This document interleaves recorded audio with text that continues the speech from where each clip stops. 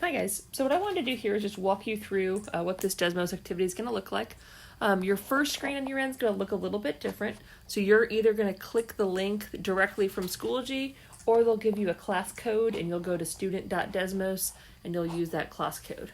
So once you're in, what you'll see, your first slide is going to look something like this.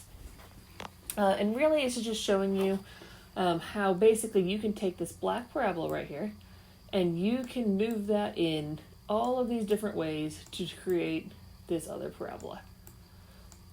So you can reflect it, you can stretch it, you can shift it. Every parabola that we have is really just a transformation of one single parabola. And that one parabola is the quadratic parent function, which you learned about in Algebra 1.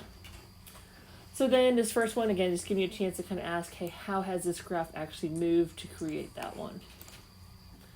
Once you get to that slide, then you're going to get a chance to really kind of be able to see how some of these changes affect your actual graph. So the first one is showing a vertical shift. So what this looks like in terms of function notation. Basically, it's f of x and then plus or minus a number following it.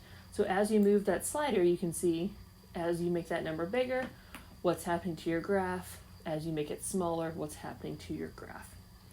You also can look at how that is directly applied to that equation down in that bottom line. And again, this is one that's probably looked pretty familiar to you guys because this is one that you did in Algebra 1. Same thing looking at horizontal shifts. You can see what happens as you move that h value. One thing you'll notice is it doesn't quite go the way you'd expect it to. As h gets bigger, it goes left. As h gets smaller, it goes to the right.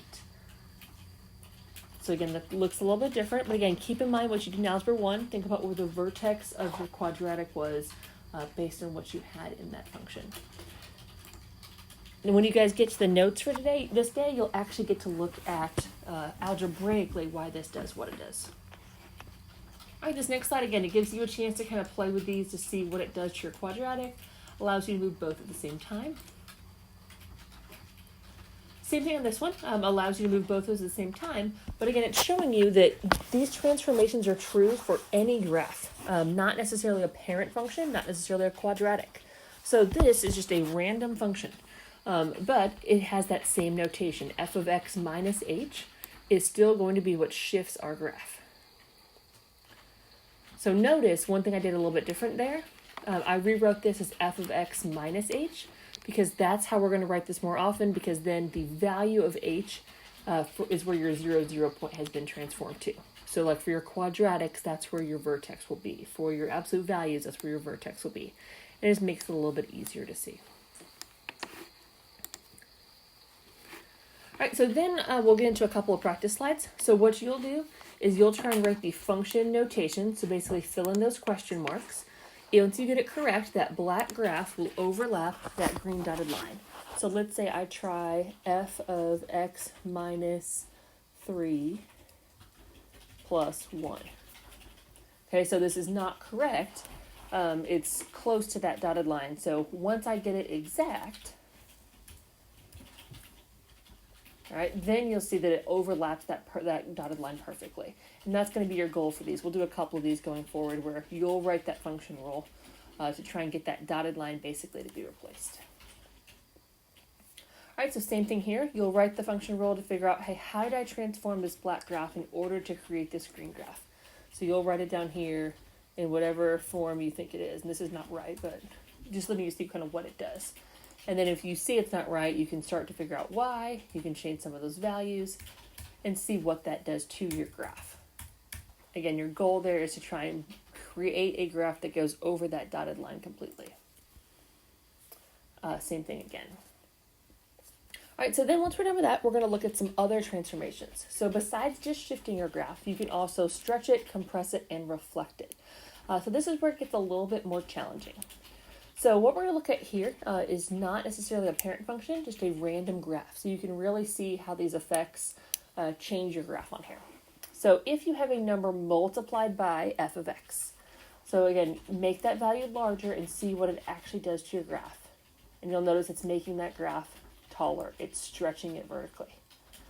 Well, as we make that value smaller, now this is harder to see because you don't have as many options, but look at the values between 0 and 1, okay, 0.8, 0.3, 0.2, 0.6. The actual height of that graph is being compressed. So this is a vertical compression.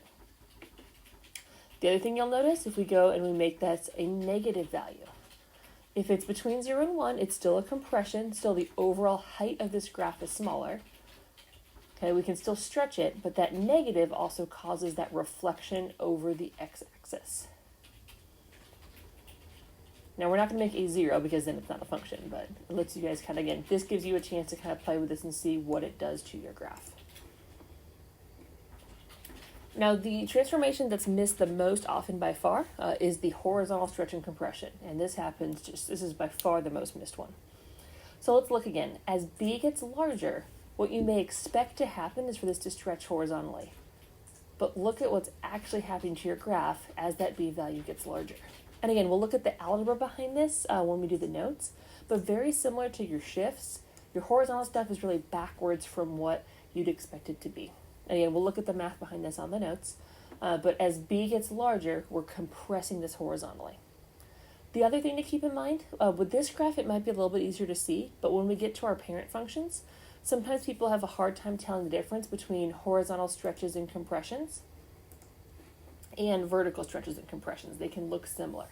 But notice here, the actual height of this graph is not changing in any way. We're just squishing it and making it more narrower or making it wider if that value is between 0 and 1. Okay, so for example, if it's 0.6, that graph is now wider. 1/2, it's horizontally stretched by a factor of 2. But 1/2 is what's in that equation. So that's that horizontal stretch. All right, making it negative, just as you'd expect, is going to be a reflection, but this time it's a reflection over the y-axis. Okay, it's flipping it horizontally.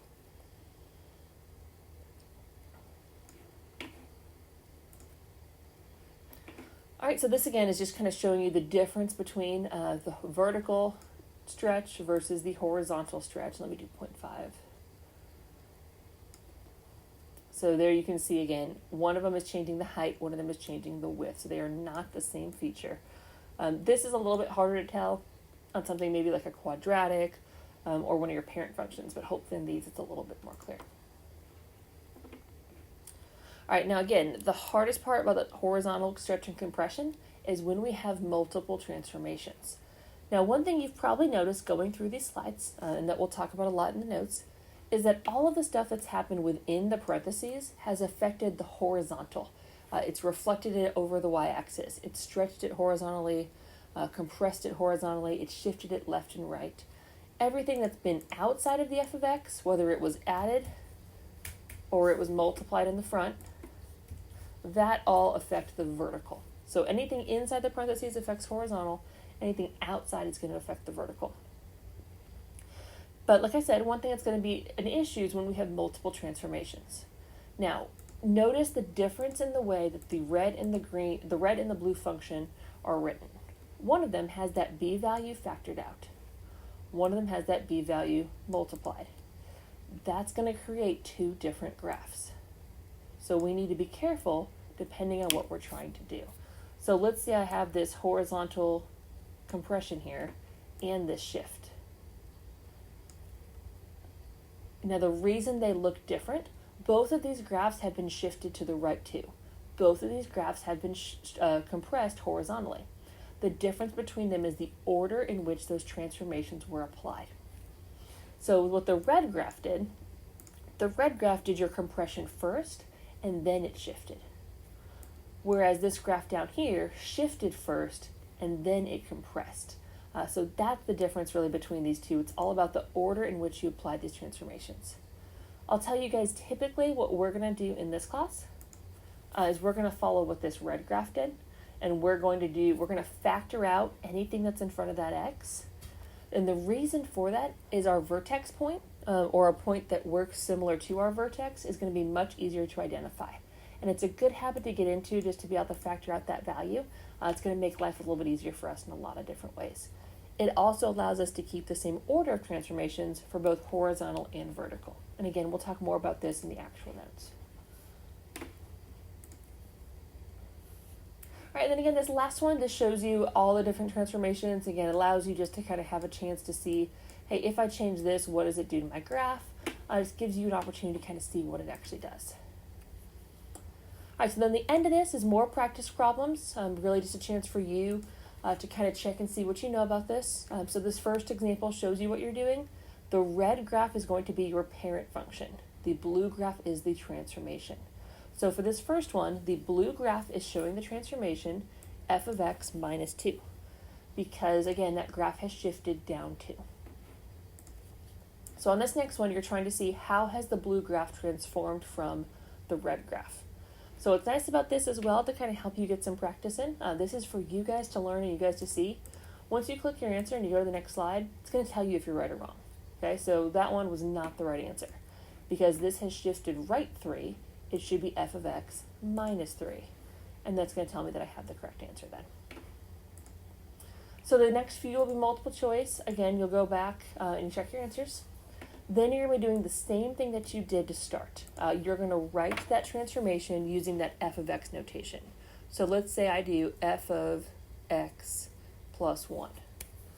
Well, that does not match up with that green graph. So I would need to rewrite this so that it's correct. And this first one here, you can see this has been stretched vertically. So I'm going to need some sort of number in front here in order to make it line up with that green graph. So once the dotted line is covered by the solid line, you'll know you've done it correctly. And that's really how you're going to finish this up. Now these activities, they'll save your progress as you go. I would recommend signing in with your school Google. That way, in case you need to come back to it for any reason, your progress is already there. You can just jump right back in, and then that already has your name on there. When you're done, there is a submit button. Oh, actually, there's not a submit button. But you don't need to submit it because, again, it's saving your progress as you go. So if you need to go back in and edit it, you can. But there is no final submit that you actually need to do on this.